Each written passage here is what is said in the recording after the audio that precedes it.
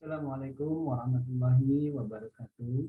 Selamat malam mahasiswa dan mahasiswi di SKA 26 yang Bapak banggakan. Selamat bertemu kembali pada proses belajar mengajar pada mata kuliah manajemen perbankan.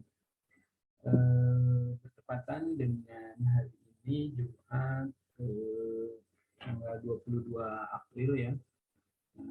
Kebetulan tiap hari Jumat itu kita selalu ada penundaan ya, dikarenakan beberapa Jumat itu ada selalu kebetulan dengan libur ya. Kemarin libur munggah memasuki bulan Ramadan, dan kemarin di bulan Ramadan ini juga ada libur nasional memperingati Isa Al-Masih ya, agama Kristiani.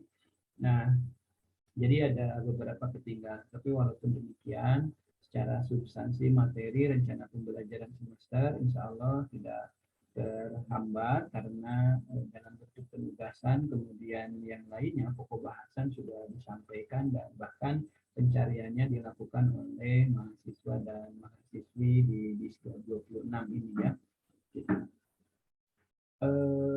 Pada malam hari ini ya, tepatnya pukul 21 sampai 20 atau 00 lebih 10 nanti kita belajar, walaupun sangat kurang logis ya untuk ukuran manusia gitu ya, karena sudah kerja sibuk paginya, malam kuliah, dan kita jadwalnya dari mulai jam 9 malam sampai jam 12 ya, atau pukul 00 sudah pindah hari 10 menit. Jadi pembelajaran kita hampir disebut 2 hari ya. Maka dari itu perkuliahan ini lebih banyak dengan menggunakan virtual asinkron, menggunakan link YouTube ya. Nah, walaupun demikian penugasan termasuk juga penyampaian materi karena sudah disampaikan dalam bentuk penugasan kelompok, bahkan hari ini juga yang akan menyampaikan materi pokok bahasan yang akan kita bahas, yakni manajemen kredit ya, atau manajemen lending, adalah dari teman-teman mahasiswa kelas Disgar 26 ya, sehingga saya yakin proses sebelumnya sudah melalui proses pencarian materi ya, kemudian juga pendiskusian di antara kelompok Anda, yang tepatnya kelompok 2 ini rekan Giantri Rizky Wulandari dengan Yogi Trihardian sudah melakukan beberapa diskusi dan saya yakin sudah memahami. Kemudian hari ini, pada malam hari ini, saya kira rekan Giantri sama Yogi di sela-sela sudah melaksanakan sholat tarawih dan ibadah-ibadah lainnya, bahkan setelah perkuliahan ini selesai mungkin jam 00.10 itu bisa melakukan juga untuk sahur, walaupun terlalu dini ya, karena proses sahur sebetulnya lebih bagus diakhirkan. Tapi juga hati-hati Kang Yogi dan teman-teman, khawatir juga sudah larut malam, sudah kuliah, kemudian melakukan sahurnya malah ketiduran. Nah, ini juga harus hati-hati ya. Jadi saya secara pribadi dalam kesempatan ini mengucapkan selamat melaksanakan ibadah saum bagi yang melaksanakan. Mudah-mudahan saum kita dari mulai hari pertama sampai hari ini mendapatkan pahala, kemudian mendapatkan sebagai amal baik bagi kita semua, dan juga saum-saum yang selanjutnya sampai akhir nanti di tahun ini mudah-mudahan mendapatkan kemudahan juga dan kekuatan serta kelancaran ya, dan segala amal saum kita diterima Allah Subhanahu wa taala. Amin. Baik, pada pokok bahasan kelompok kedua ini yakni manajemen lending ya, atau manajemen kredit, saya kira teman-teman yang di praktisi perbankan seperti Kang Sidik ya di BCA, kemudian Teh Putri di BRI, dan teman-teman lainnya yang ada di BPR, kemudian bank umum lainnya, saya kira ini sudah implementasi ya untuk manajemen lending ini, yakni manajemen kredit. Nah, dalam kredit ini atau lending ini merupakan lanjutan dari hasil funding ya, di mana funding kemarin yang merupakan nantinya sumber dana bank itu ada 3 ya. Di kelompok pertama sudah disampaikan ada yang bersumber dari modal sendiri bank itu ya, atau modal bank itu sendiri melalui equity dengan indikator-indikator, ada yang bersumber dari para pemegang saham atau owner, ada yang dari donasi mungkin ya kalau memang bank tersebut mendapatkan donasi hibah, kemudian juga berbentuk penyetaraan atau penyertaan, kemudian juga ada yang jadi cadangan-cadangan. Biasanya cadangan-cadangan itu laba tahun-tahun lalu yang dibagi atau di rapat pemegang saham itu ternyata tidak dibagi kepada semua pemegang saham ya, tetapi disisakan berupa cadangan-cadangan, dan cadangan ini akan memperkuat dan menambah, memperkokoh sumber dana bank itu sendiri. Nah, ini dimasukkan ke dalam sumber dana yang bersumber merupakan equity, modal sendiri bank itu ya gitu. Kemudian juga laba yang belum dibagikan ini juga posisinya masih memperkuat posisi sumber dana ya, walaupun itu nanti suatu saat juga akan dibagikan, termasuk laba tahun berjalan. Nah, kemudian di kelompok 1 juga kemarin dijelaskan sumber dana itu ada yang dari pinjaman pihak atau lembaga lain. Nah, walaupun sebaiknya dihindari ya, jangan kalaupun harus terjadi itu di hal-hal yang memang urgent dan sangat terpaksa. Karena sejatinya pinjaman pihak lembaga lain ini merupakan sumber dana yang agak mahal ya, menurut saya paling mahal, karena harus diproses dari mulai proposal itu butuh biaya, begitu dapatnya pun pasti ada biaya administrasi dan pasti ada juga biaya yang harus dibayar setiap bulannya berbentuk bunga misalnya ya, seperti itu. Jadi harus dihindari. Nah, kemudian sumber dana yang ketiga itu dari masyarakat. Nah, inilah sebenarnya proses funding dana yang kemarin dimaksud dalam kelompok 1 ini adalah kepada masyarakat gitu. Jadi bagaimana dari produk, kemudian dari pricing kita memasarkan, mempublikasikan supaya masyarakat mau menyimpan dananya dalam bentuk produk simpanan, deposito maupun giro yang ada di bank kita. Kemudian apakah kemarin marketing funding itu atau manajemen funding itu juga mengatakan bahwa ada sumber dana lembaga pinjaman lembaga lain dan dari modal. Nah, sebetulnya itu bagian funding, manajemen funding untuk setingkat top manajemen gitu. Jadi setingkat manajer, kemudian komisaris, direksi itu bagian mereka untuk funding ke ranah itu gitu. Karena mereka memiliki kapasitas dan otoritas untuk ke sana gitu.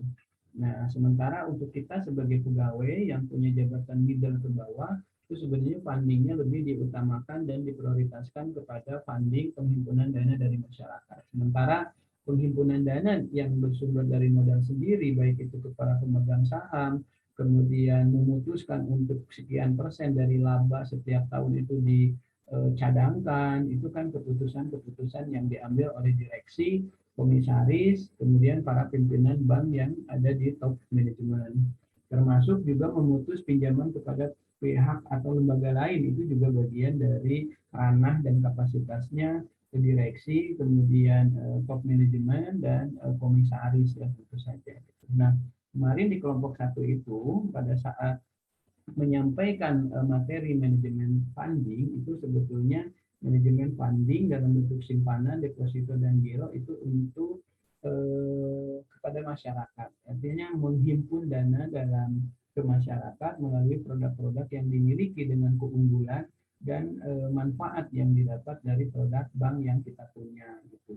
Nah, kemudian follow up dari penghimpunan dana tentu saja adalah kredit. Kenapa? Karena operasional bank itu yang utama itu adalah kredit, karena usaha inti dan yang menghasilkan laba untuk membiayai seluruh biaya-biaya yang ada di perusahaan perbankan tersebut adalah dihasilkan dari kredit, dari lending gitu.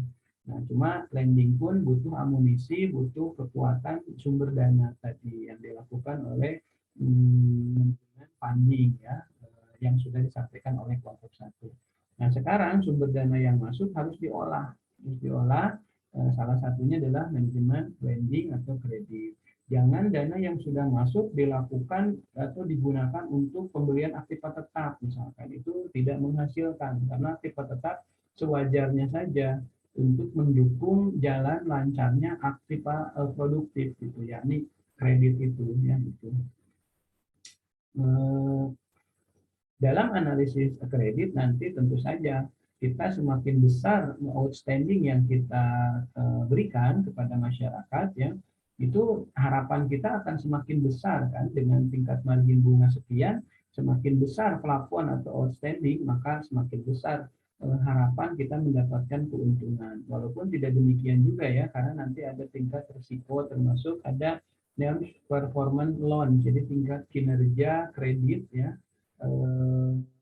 ada nanti lancar, ini yang kita harapkan ada dalam pengawasan khusus. Jadi dia itu ada tunggakan selalu mundur tanggal tidak sesuai jadwal, tapi masih dalam kapasitas bulan itu biasanya dalam pengawasan khusus. Kemudian juga ada kurang lancar, ya, itu kategorinya mungkin belum bayar 1-6 bulan, ya, frekuensi tunggakannya itu kategorinya kurang lancar. Kemudian nanti ada lagi yang diragukan, misalkan 6-9 bulan itu sudah diragukan. Kemudian yang macet sudah 1 tahun belum ada kabar, belum ada bayar, itu kategorinya macet. Nah, yang macet itu kan nggak berputar ke uangnya, bahkan jangankan laba yang didapat, pokoknya pun masih mengendap di sana. Nah, jadi harapan tadi bahwa semakin besar pemberian kredit outstanding, ya, atau baki debit, maka akan semakin besar harapan untuk mendapatkan pendapatan. Dalam kenyataannya memang tidak seperti halnya apa yang kita harapkan. Karena kenapa? Karena ada beberapa nasabah yang mengalami kesulitan dalam membayar. Entah itu salah analisis dari awal, maupun ada kejadian-kejadian yang tidak diprediksi dan terjadi sehingga menyulitkan nasabah untuk membayar kreditnya. Dan tentu saja hal ini tidak ingin terjadi. Maka dari itu tindakan preventif harus dilakukan melalui analisis kredit, ya, seperti itu. Nanti ada di kelompok ini bagaimana cara tindakan preventif supaya tidak macet, ya, itu dianalisis survei, analisis kelayakan, ada yang namanya 5C, ya, mungkin Kang Sidik, Bu Putri sudah paham betul ya dengan implementasinya, gitu. Baik, untuk mempersingkat waktu, saya kira hari ini rekan Diantri, Rizky Wulandari, dan Yogi Trihardini sudah siap ya untuk menyampaikan hasil diskusi, hasil pencarian materinya dengan tema manajemen kredit untuk dipresentasikan di hadapan kita semua, ya, saat ini. Dan kepada Giantri, Rizky Wulandari, Yogi Trihardian, saya kira Bapak persilakan untuk mempresentasikan hasil diskusinya, ya. Assalamualaikum warahmatullahi wabarakatuh. Kami dari kelompok 2, kami akan mempresentasikan materi mengenai manajemen kredit. Kelompok 2 terdiri dari saya sendiri, Giantri Rizky Wulandari Setiawan, dan rekan saya yang bernama Yogi Trihardian. Pengertian manajemen kredit. Proses pengelolaan kredit yang terdiri dari perencanaan jumlah kredit, penentuan suku bunga, prosedur pemberian kredit, analisis pemberian kredit, sampai kepada pengendalian kredit macet. Manajemen kredit adalah bagaimana cara pengelola pemberian kredit mulai dari kredit tersebut diberikan sampai dengan kredit tersebut lunas. Pengertian kredit. Undang-Undang Nomor 10 Tahun 1998 dikutip bahwa kredit adalah penyediaan uang atau tagihan yang dapat dipersamakan dengan itu berdasarkan persetujuan atau kesepakatan pinjam-meminjam antara bank dengan pihak lain yang mewajibkan pihak peminjam untuk melunasi utangnya setelah jangka waktu tertentu dengan pemberian bunga. Kredit adalah semua jenis pinjaman yang harus dibayar kembali sesuai perjanjian yang disepakati oleh debitur dengan jumlah pinjaman beserta bunganya.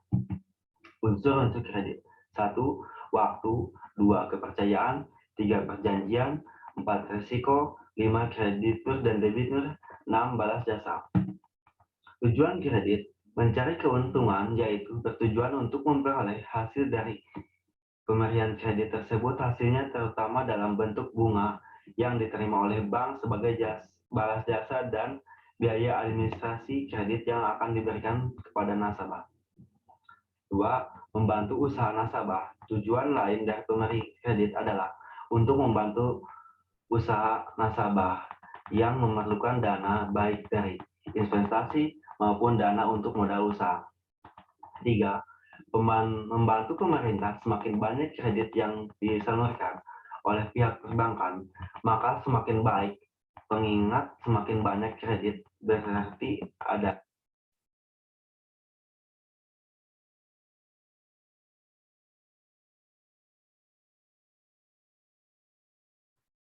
bentar, ada kesalahan teknis ya. Bentar, kita ulangi kembali. Adanya peningkatan pembangunan di berbagai sektor. Jenis-jenis kredit. 1. Jenis kredit dilihat dari segi kegunaan. 1. Kredit investasi. 2. Kredit modal kerja. 2. Jenis kredit dilihat dari segi tujuan kredit. 1. Kredit produktif. 3. Kredit konsumtif. 3. Kredit perdagangan. 3. Kredit dilihat dari sektor usaha. 1. Kredit pertanian. 2. Kredit peternakan. 3. Kredit industri. 4. Kredit pertambangan. 5. Kredit pendidikan. 6. Kredit profesi. 7. Kredit perumahan. 3. Kredit ditinjau dari segi jangka waktu. 1. Kredit jangka pendek. 2. Kredit jangka menengah. 3. Kredit jangka panjang. 4. Kredit ditinjau dari segi jaminannya. 1. Kredit dengan jaminan. 2. Kredit tanpa jaminan. Baik, saya akan menjelaskan tentang fungsi kredit. Yang pertama, untuk meningkatkan daya guna uang. Dengan adanya kredit ini, uang tersebut akan menjadi berguna untuk menghasilkan suatu barang dan jasa oleh si penerima kredit. Yang kedua, meningkatkan peredaran dan lalu lintas uang. Uang yang disalurkan akan beredar dari suatu wilayah ke wilayah lainnya, sehingga suatu daerah yang kekurangan akan memperoleh tambahan uang dari daerah lain. Yang ketiga, dapat meningkatkan daya guna barang. Kredit yang diberikan oleh bank akan digunakan si nasabah untuk mengolah barang yang tidak berguna menjadi berguna atau bermanfaat. Yang keempat, meningkatkan peredaran barang. Yang kelima, sebagai alat stabilitas ekonomi. Karena dengan adanya kredit ini, akan menambah jumlah barang yang diperlukan oleh masyarakat. Kredit ini juga dapat membantu dalam mengekspor barang dari dalam negeri ke luar negeri sehingga meningkatkan devisa negara. Yang keenam, untuk meningkatkan kegairahan berusaha. Yang ketujuh, untuk meningkatkan pemerataan pendapat. Dan yang terakhir adalah untuk meningkatkan hubungan internasional, di mana pinjaman internasional ini dapat meningkatkan saling membutuhkannya antara penerima dan si pemberi kredit. Pemberian kredit oleh negara akan meningkatkan kerjasama di bidang lainnya. Selanjutnya, prinsip dasar pemberian kredit. Menurut Kasmir, dalam Speno 2017, prinsip yang dilakukan bank sebelum suatu fasilitas kredit diberikan adalah bank harus merasa yakin bahwa kredit yang diberikan benar-benar akan kembali. Kriteria penilaian yang umum dilakukan oleh bank adalah dengan menganalisis 5C, yaitu terdiri dari 1. Karakter, 2. Capacity, 3. Capital, 4. Condition, yang 5. Collateral. Yang pertama adalah karakter, di mana dalam karakter ini kita harus menganalisis sifat atau watak seseorang. Apakah seseorang itu dapat dipercaya? Biasanya dilihat dari latar belakang nasabah, baik pekerjaan atau pribadinya. Yang kedua adalah capacity. Di sini dianalisis kemampuan nasabah membayar kredit tersebut, dihubungkan dengan latar belakang pendidikan dan pengolahan dalam mengelola usahanya. Yang ketiga adalah kapital atau modal.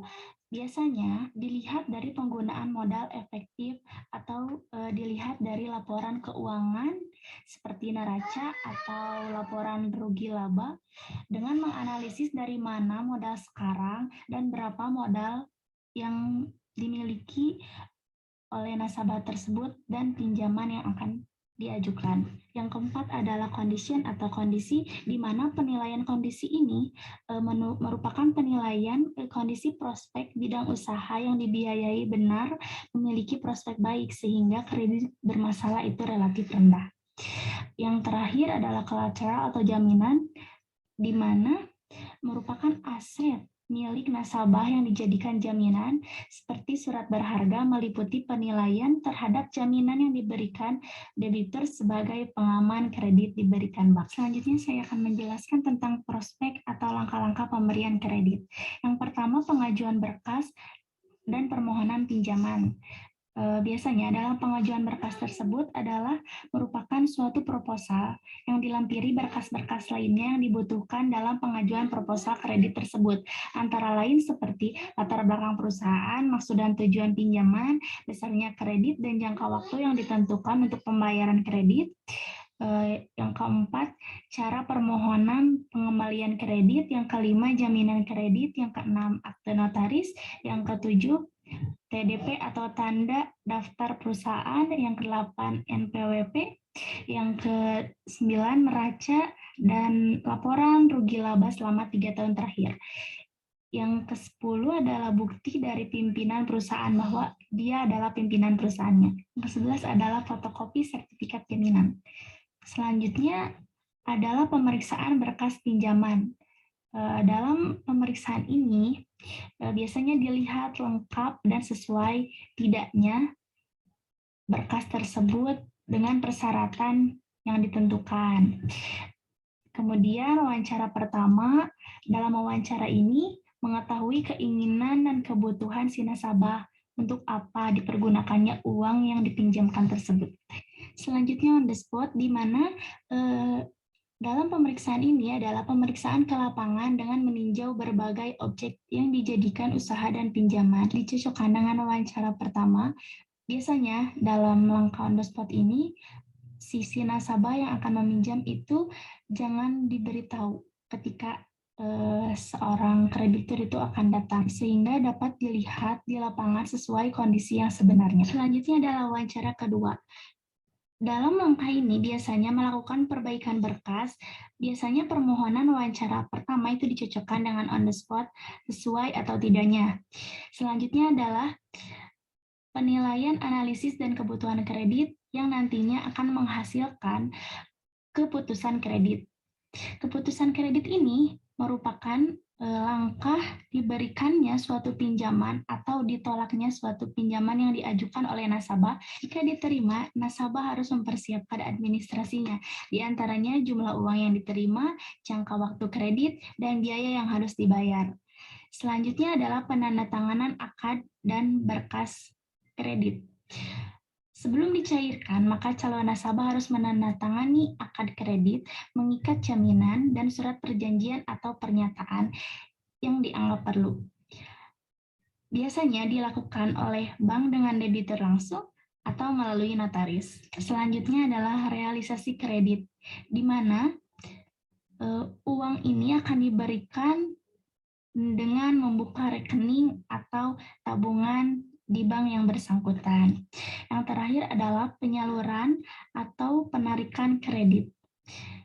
Biasanya dilakukan dari rekening sebagai realisasi dari pemberian kredit dan dapat diambil sesuai ketentuan dan tujuan kredit tersebut.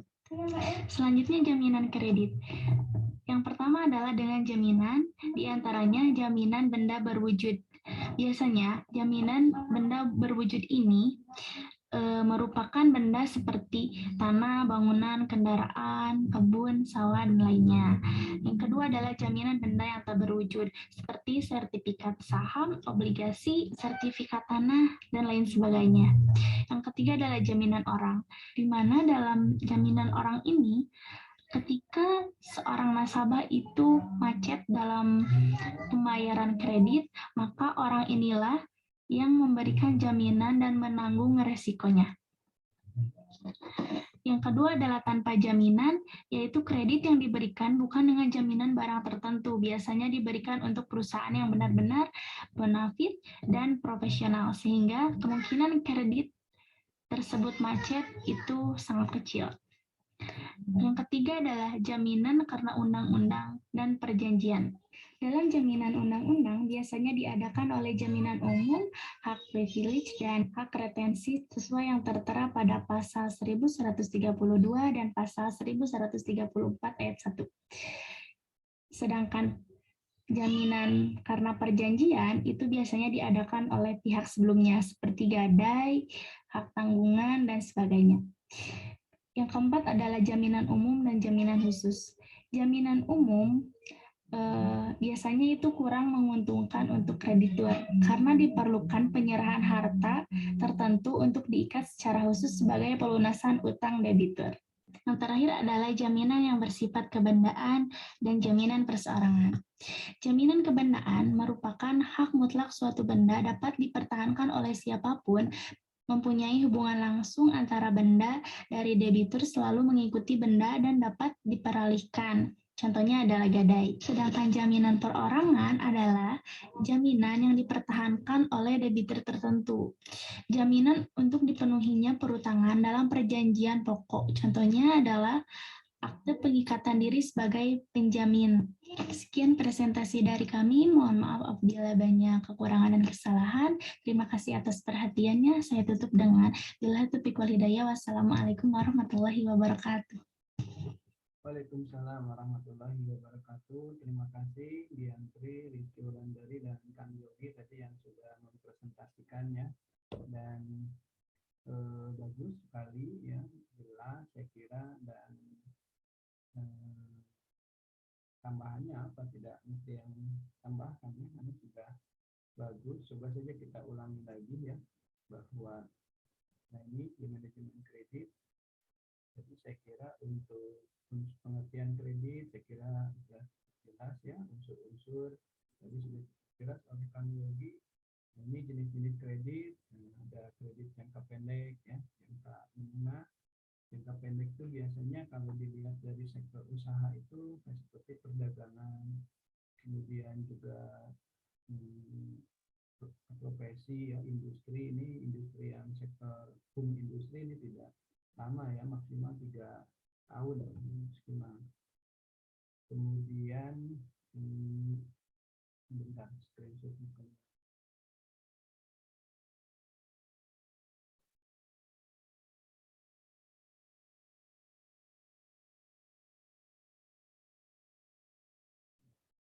Ya, kita pindahin dulu.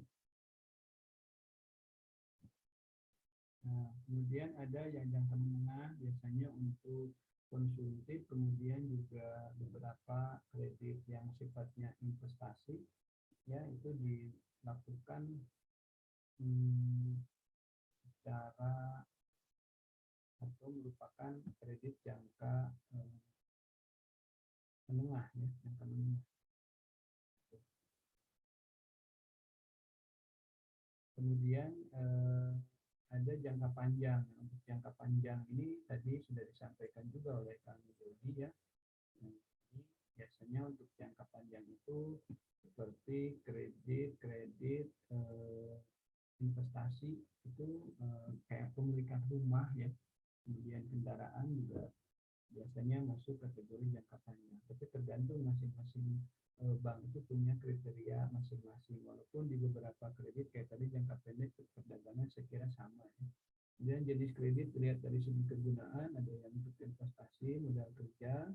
Dilihat dari tujuan kredit tadi sudah cukup jelas ya, produktif, konsumtif, perdagangan. Saya kira ini sudah cukup tadi oleh Kang Yogi juga cukup jelas. Kemudian tujuan kredit tadi Yogi sudah menjelaskan, dan ini bisa dibaca juga fungsi kredit. Saya kira ini sudah sangat jelas ya. Kemudian tujuan kredit. Nah, ini prinsip dasar pemberian kredit.